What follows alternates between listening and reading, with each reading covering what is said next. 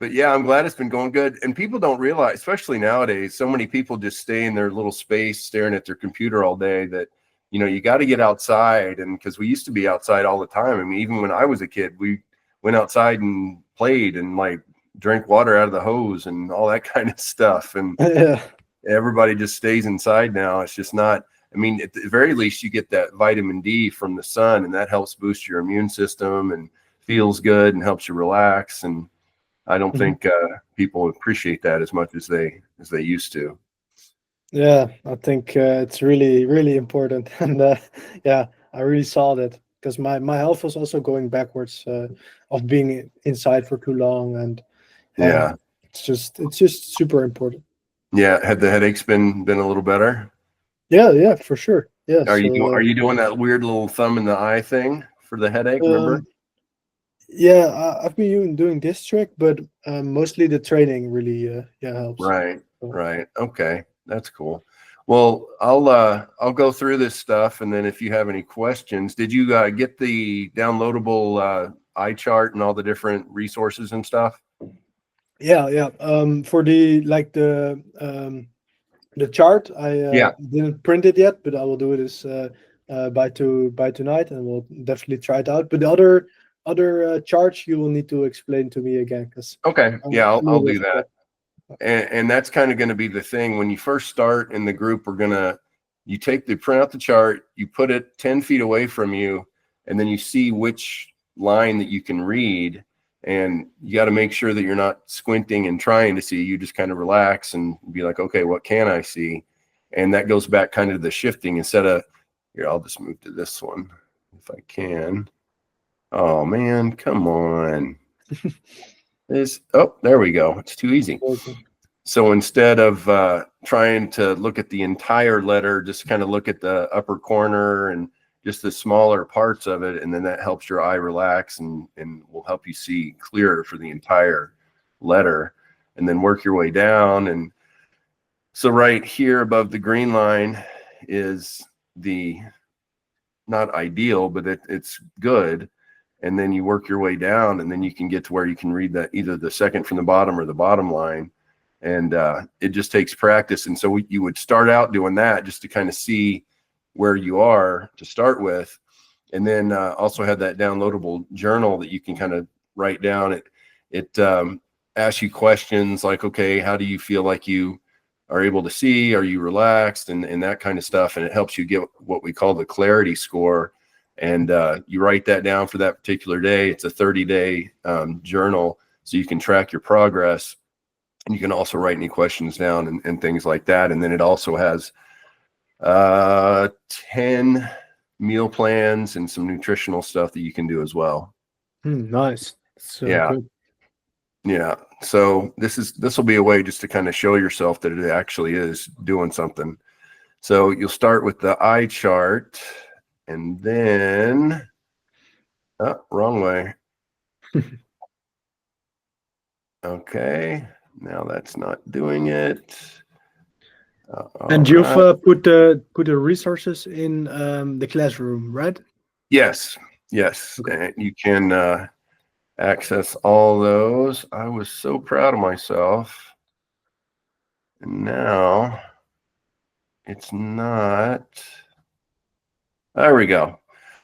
So this is just explaining the different muscles that we're working on. And when you're doing the eye rolls clockwise and counterclockwise, it's going to make sure that all these muscles are nice and relaxed. And if you have any little spots where it kind of is hard to smoothly go around in a circle, then that means you need to focus because one of these different muscles is tight.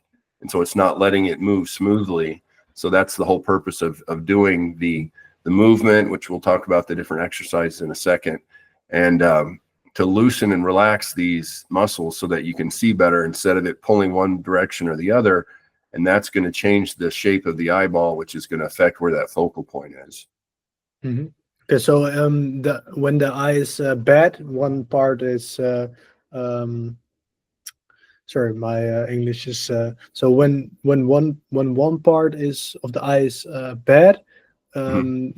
the muscle is Not uh, balanced with the other muscles. Okay. Yeah. Yeah. And so Okay. that's what's keeping you from moving it as smoothly as you should. Okay. This is basically how the whole vision system works. The light comes in here, and then it gets focused, and then that goes to the focal point back here, goes down the optic nerve, comes way back around here to the back of the brain, and that's where it's processed. A lot of people don't realize that when the light comes through here, the image is actually upside down. And then when it gets back to the brain, it processes all the light impulses and then makes it right side up. So that's just an interesting little side note. And if you have macular degeneration, then this gets bigger and it starts to pinch off the optic nerve there, and that makes it harder to see, which is one of the issues you can get if you have cataracts. It's affecting the lens. And one of the neat things about those particular conditions is that countries that eat a lot of legumes like lentils and chickpeas, things like that, they have a much lower occurrence of cataracts. So that just shows how it's important that the nutrition is a good big part of that to keep your eyes healthy. If you have too much pressure built up inside the eye, they recommend eating a cup of blueberries every day, because the different nutrients inside the blueberries help to relax that pressure, which I thought was interesting. So it just shows how nutrition is really important. And then you've got the fatty acids. We may have talked about that before, like the fish, like the smaller fish, like sardines. They have a lot of omega-3 fatty acids that helps with vision, because there's what they call a myelin sheath around the nerve, and it makes it's like little bubbles along the nerve. And so when the impulse comes into the nerve, instead of having to go all the way through the nerve, it skips from each little bump of the fat, so to speak, and it makes it travel a lot faster. And people that have different neurological conditions where they can't, they start to lose their ability to move, and they get shaking, like Parkinson's and ALS and things like that. That's because the myelin sheath, or the fat around the nerve, has started to break down, because a lot of times because of their nutritional deficiencies, which is interesting. So fat's not necessarily bad as long as it's the good fat. And carrots is also a good one, right? Yes, carrots. Ironically, carrots is good for, because the beta carotene, it's good for night vision.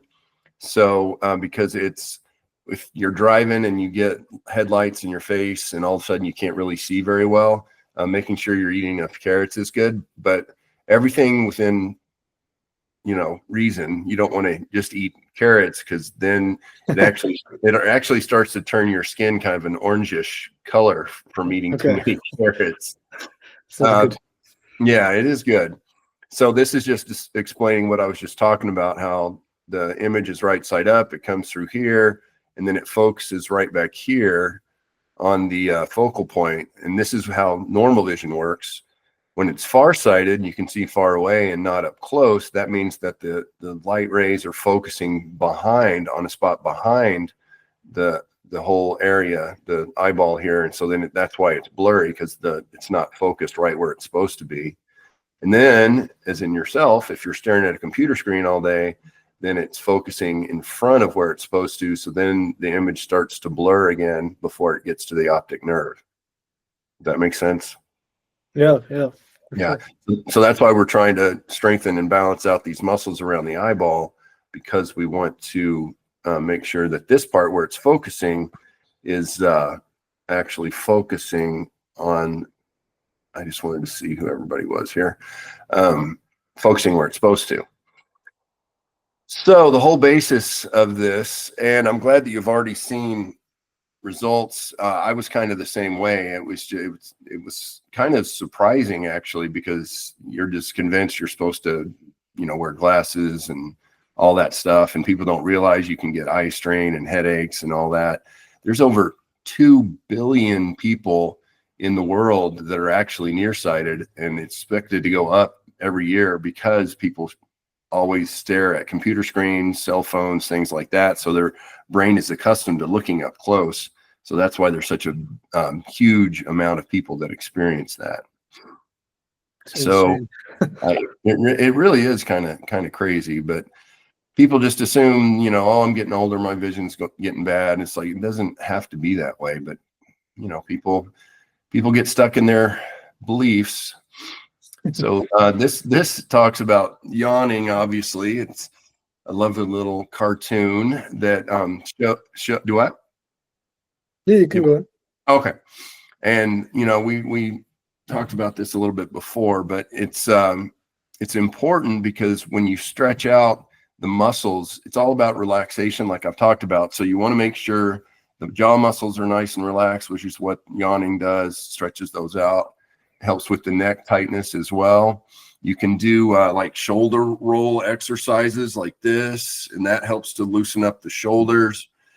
And oxygen gets to the brain a lot faster in a higher quantity when you do the deep breathing, because you're inhaling, and that helps to get more oxygen to the brain, which we all know is always a good thing. And we have a specific exercise here that shows how you're supposed to breathe, because a lot of people, when they take a deep breath in, they breathe in, they're like, and their shoulders go up, and you don't want that. You want to do like belly breathing. And what that means, you are inhaling through the nose and the belly is coming out, and then you exhale through the mouth, and then the belly goes back in. And there's a lot of different meditations that actually focus on this. Dr.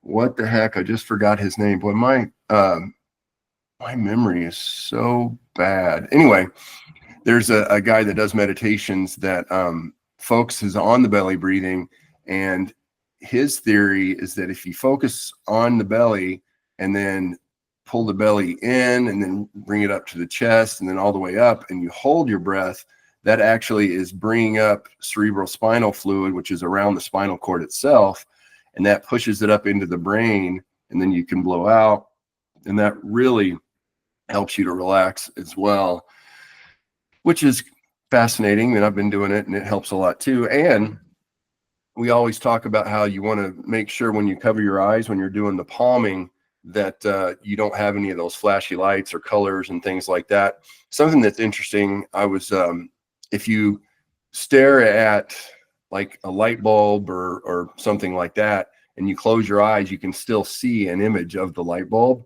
And that's because it's been overstimulated and stressed. And so that's why the palming is so important, but we'll get to that in a second.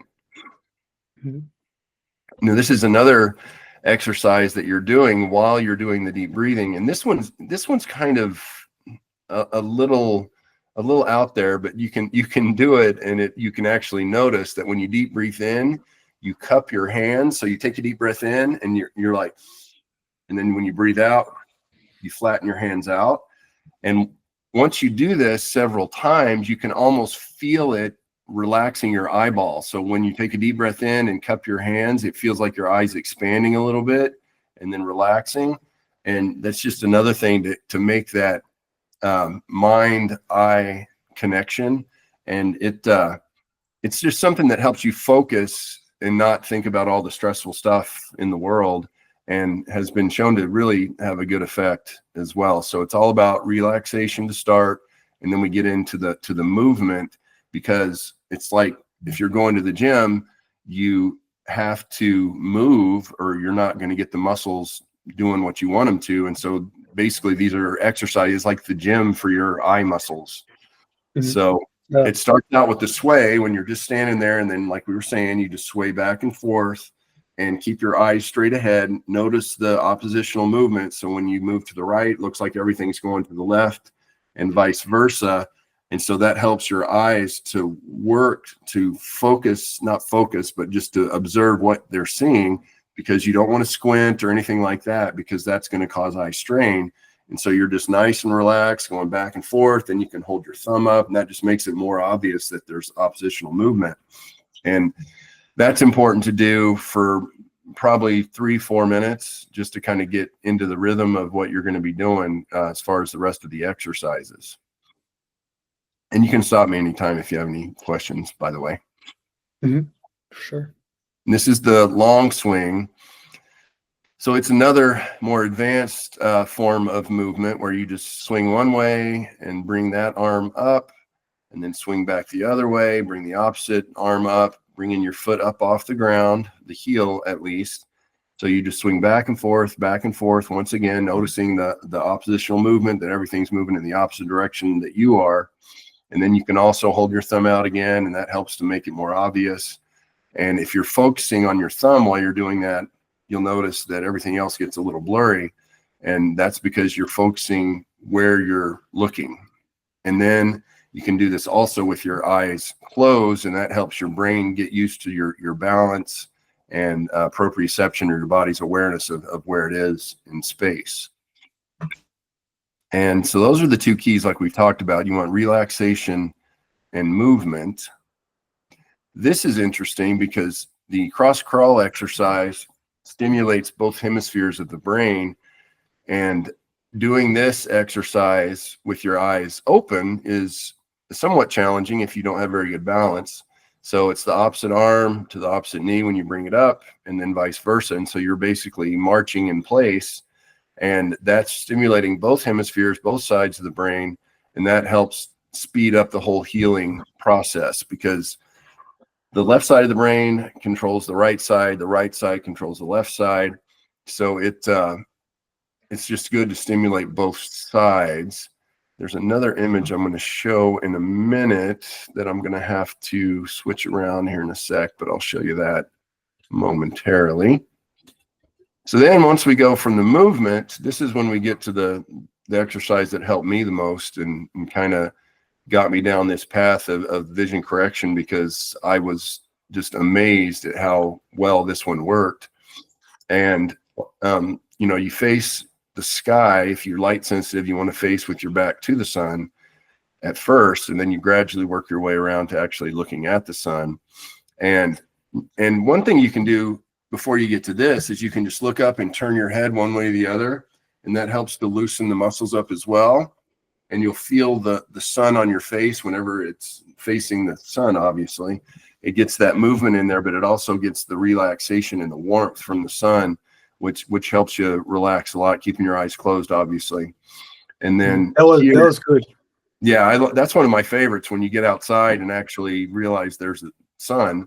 But I mean, some countries it's not super sunny a lot of the time, so as long as you're just kind of in that general direction, they would have to do the skying at that point, because there's no actual sunlight.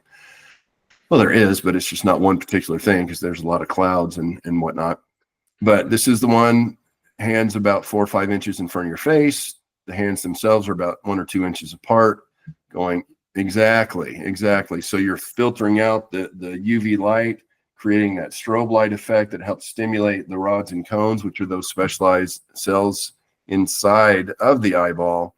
The rods are used in low light situations. The cones are for color, and the cones are much more concentrated around that central focus point inside the eyeball. And then the rods are further away. And a lot of people don't even know that you have two different kinds of specialized cells in the eyes, but basically that's how we see. Also didn't know that. Yeah. Now this is palming. So after you do sunning, you've overstimulated the cells in the eye, and now you need to calm them down. And this is, once again, what we've talked about. You've got your feet flat on the floor. This is an odd looking chair because you have to have your elbows supported, but you can lean forward on the table is usually what I like to do. And have left hand on left cheekbone, fingers going across the forehead. Same on this side, so that the fingers overlap here.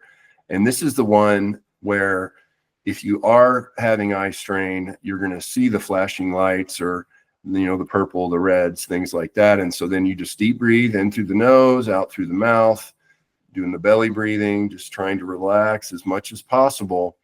And then the more you relax, then you're going to actually be regenerating what they call the visual purple, which is inside the eyeball itself. So the sun stimulated it. Now you're calming it down. So it's almost like doing a repetition when you're working out. It's like you flex it and then you relax it. So you were flexing with the sun, now you're relaxing with the palming, and it really makes a big difference. And every time you do sunning, you should do palming for just as long as you did the sunning. So say you do the sunning for a couple minutes, then you sit down, you do the palming for a couple minutes, And if you're still seeing the flashing lights, then you need to continue palming with the deep breathing until all you see is completely dark, no light, no color, no nothing, just black. So that's what's important about doing the palming. There's the sunning, there's the palming. Now, this is called the fusion string, and I've actually got one here. String, Cool. beads. Hold it up to your nose, and then you focus. And if you focus on the closest bead, so here I'll go like this. If I focus on the closest bead, it looks it actually looks like a V. And then if you focus on the middle one, it looks like an X. And then if you focus on the far one, it looks like an upside down V. And so you just work on shifting from one bead to the next. And if you get really good at this, you can actually control where you see the X. And this is focusing on the convergence of the eyeballs and the vision to make sure. Some people have like one eye is focused and the other one is kind of drifted off to the side a little bit. And so this helps to retrain the eye that's drifting back focused on each one of the beads. And they don't have to be different colors. The only reason that they're different colors is so that you realize which one that you're looking at, because if they're all the same color, then it's harder to tell, where it's supposed to be looking like a V or where it's supposed to look like an X. Even though you'll see it, it's just easier to focus on different colors. Okay. Make sense? Makes sense? Yeah. Is there any way you can do this yourself? What do you mean? Make one? Yeah, sort of make one, or yeah, just get a string and some beads that have holes in them and just set them up about 6 inches apart. A string can be anywhere from 3 to 10 feet long. It just kind of depends on how much space you have. And you can even tie it to a doorknob. This is a little easier. You can tie it to a tree or something if you're outside, which would be ideal. As we know, we like being outside. But you can tie it to a doorknob and then sit in a stool so that you're perfectly level with the line, and then it's easier to kind of focus. They even have some of these that you can get online that are only like 12 inches long, and they have them like 3 inches apart, the beads. So like I said, it just depends on how much space you have. You don't want to be at the office and you have this big long string stretching out across the office. People definitely might think you're a little strange, but this definitely helps a lot. And this is just a close-up version of what you're seeing. Even though this says green and blue, but that is not the case, how they did it. Interesting. Well, I'm gonna have to correct that. Huh.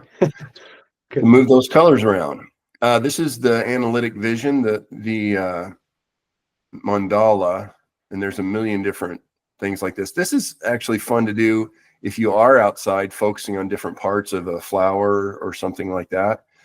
And you'll notice that when you're focusing on a certain part, once again, everything else gets a little blurry. And then just take your eye. You can start up where the lines are further apart and just trace it with your eyes. You don't have to move your head at all. If you'd like to start moving your head, it's like you're tracing it with your nose. And then you get to a point where you just trace it with your eyes and pick any portion, working your way towards the middle. And once again, all these different movements are really stretching and balancing out the muscles of the eye, the extraocular muscles, they call them. And so then you just work your way all the way down to the center, and then you can work your way back out. And you would do this for 3 or 4 minutes as well. And there's other variations of this that we talked about last time. This is a blurry image of the domino chart. And it's the same way. You focus. You're not seeing that it's fuzzy because it is fuzzy. But you're focusing on this part, then you work your way around, focusing on different areas of the domino. And you work your way around all the way down. And then when you get to the bottom, you work your way back up. So I know I keep relating it to working out, but all of these exercises they seem a little simple and a little silly, but it really does help balance out the muscles of the eyes, which some people would argue are more important than all the other muscles, because you want to be able to see, because if you can't see, then that's going to be a problem. Yeah. And that's what I love about Aldous Huxley, that wrote that book, Brave New World, is the fact that he was technically blind, but doing these exercises, he was able to see much, much better, and was so inspired by it that he wrote a book about seeing called The Art of Seeing, which was pretty inspirational. That's another reason why I said, well, geez, this guy, he couldn't even see, and he did these exercises. And I mean, I could see okay, and it helped me a ton. So it definitely works, even if you have more serious conditions. And it's funny because a lot of people, I was just talking about this earlier, my fiance wears reading glasses, and she even has these little stickers that she puts on the lens so she can like read up close. And I mean, she's had, years ago before I met her, she's had 8 eye surgeries, I believe, because one of her eyes wasn't focusing very well, because it would drift one way or the other. But I mean, it's all fine now. But it's just interesting how if she had known about these exercises then maybe she wouldn't have had to get surgery. And but the funny thing is, she's got probably 20 or 30 glasses all over the place because she's always losing them. And I tell her about these exercises, but she won't do them. It's like, it's always the people that are closest to us are like, yeah, I'm fine. And you're just like, but I could help. And she's like, no. I'm like, oh, okay, you don't want to do it. And I mean, I've had patients. Oh, I wanted to talk about your back too, but I've had patients that come in and they do everything I say and they feel better. But like, for instance, my mom, I asked her if I could take x-rays of her to see how her back was. And she wouldn't even let me take x-rays. She was just like, I know I'm messed up. I'm fine. And I was just like, Mom, I can help you. And she's like, nah, I'm good. So it's just funny sometimes how the people that are closest to us don't listen to us. Maybe it's because they've known us for so long and just don't think, I don't know. It's just interesting. This is another one for the analytic vision, the tracing. So you start in the center, work your way around, just focusing on different sections. This one, you do trace it with your eye. And so you're pretending that your nose is drawing this image. And then after you do that, you can just do it with your eyes. And once again, just another exercise to help strengthen those muscles. This is the Tibetan wheel that we discussed last time. I do have a better image, so we don't have to struggle to try to get that. But focusing on the inside, once again, on the little dot, you'll notice how everything gets a little blurry, and then just work your way. If you start on the outside here, you'll notice that is clearer than the rest of the image. And that is because that is where your focus is. But once again, focus does not mean straining, trying to see. You're just observing the image and controlling what you're looking at, and then just taking in what you can see, even if it's just vague shapes or shadows at first, that's okay. And just keep doing these exercises. And as the muscles around the eye start to get more balanced, then you'll notice that you actually can see better. This is one of my favorite exercises because I had an astigmatism where your eye is shaped kind of like an egg. And used to be they couldn't give you glasses, or you could have glasses, but you couldn't have contacts that would fix that. But now they supposedly have those. But if you do these exercises, you don't need those. But if you look in the middle, sometimes one of the lines looks a little darker than the other ones. And so that just means there's an imbalance of the muscles of the eye, like we've talked about. And so doing these other exercises is going to help balance those out so that they all look the same color. And something I think is interesting is you can like focus on one particular line, and once again, the other lines get a little fuzzy, and they actually look like they're not black anymore. They look like they're kind of gray. And then you shift to the other one, and it starts out gray, and then it takes a second, and then it looks dark again. It's fascinating. I mean, the eyes are really fascinating how they work. So you can stare at this one and then stare at this one, and it was gray and now it's darker. So it's a really interesting way to test yourself. And then once again, we come back to the eye chart. You can focus on different areas, make sure you're not looking at the entire eye or letter, I should say. Work your way down. And since you started with the eye chart, you kind of knew what line you could read. And then at the end of this whole program, you should be able to see either more letters in the same line or a line below. Sometimes people can see 2 lines below. So it just kind of depends. And the biggest thing, once again, you have to be relaxed. You have to be doing your deep breathing. If you're at the DMV trying to get your, do they have DMVs where you are at Amsterdam to get a car? I'm not sure what a DMV is, but It's called the Department of Motor Vehicles. If you want to get your driver's license, well, I know they have a lot of bikes in Amsterdam. There's bicycles everywhere. So I don't know if you actually do drive. Yeah, we have like motor schools. We call it school. Okay, yeah, there you go. So that's what it is. Do you have to take a vision test? No. Oh, well, there you go. That's nice. So you have people out there that can't see that are going all around. But here in America, you do have to actually pass a vision test. And if you're not able to read, they make you take it without any glasses or contacts. And if you're not able to pass, then they actually put it on your driver's license that you have to wear corrective lenses. So if you happen to get pulled over and they notice you're not wearing glasses, then you're going to get a citation or a ticket. So that's one of the stories that we had. The patient of mine that she could see okay, and then she did the exercise and she could do better. I think she was either in her 60s or 70s, and she was worried that she was going to either lose her license because she couldn't see well enough to drive at all, or she was going to have that little notification on her license that she had to wear glasses. And she passed with flying colors and was very excited. There's a video of her in the community in the testimonials group. Another testimonial was a lady that had just spent $1,000 on her glasses and did these exercises, and within a week she just felt like she'd wasted $1,000 because she was able to see a lot better without them. So I thought that was kind of funny. But let's see. I'm not even going to try to add. Well, hold on. Let me see. I'm going to stop presenting, and I'm going to try to see if I can add. There's one more image I wanted to add to this to show you. Let's see here. And you've also added this slide that you made also in the classroom, right? I have not added it yet, but I definitely will. Okay, because this one's really good. Yeah, thank you. I appreciate it. I'm just trying to do what I can to make things easier for everybody.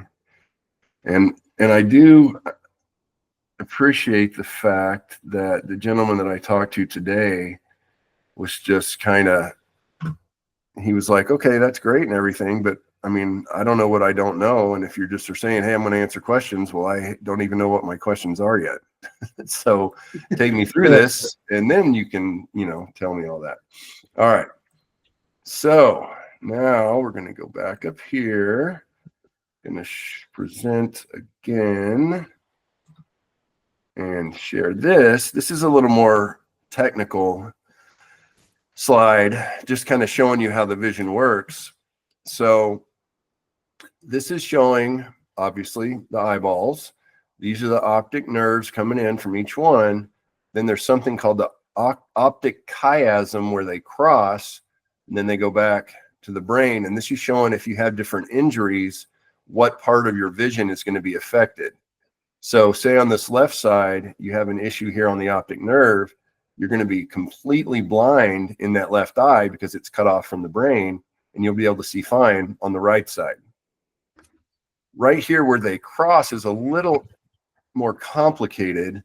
So what that does is it's going to affect the outside vision of the right eye and the outside vision of the left eye. So if you've ever had migraines before, you can kind of relate to this, because sometimes you'll be able to see, except on the outside it's kind of dark and kind of fuzzy, literally like somebody's holding their hand over part of your eye. And that's because of the pressure inside the brain because of the headache. So anyway, moving forward, if you have an issue right here where the nerve has split and is going back to the brain, then it's going to be the outside of the right eye and the inside of the left eye where you're going to have your blind spot. And then if it's further down here past the lateral geniculate body, which is a fancy word for just the different area right here, if it's cut back here or damaged right here, then you're not going to be able to see, once again, just like up here, the outside of the right, inside of the left. If it's even closer to the brain here, this is interesting. It is only the same as above here, but you can still see a little bit of your central vision right there in the middle. So basically, this is just a more technical scientific version of how the vision actually is processed as far as the neurological connections to the brain. So just wanted to share that as well. Then we'll stop presenting again. So do you have any questions? Yeah, if you can add this this presentation that you made in the school Sure. classroom, then I Yeah. can try it out this week. Okay. Definitely. And also you added some of these things already in the videos, of course. The resources, yeah. Yeah. But I think I the vision journal is going to be one of the best things to download and print out, just so you can kind of keep track of how things are going that particular day and get some of those recipes too. Yeah. Okay. Yeah. Okay. Yeah. Thank you so much for the great knowledge. Absolutely. Absolutely. Really helps.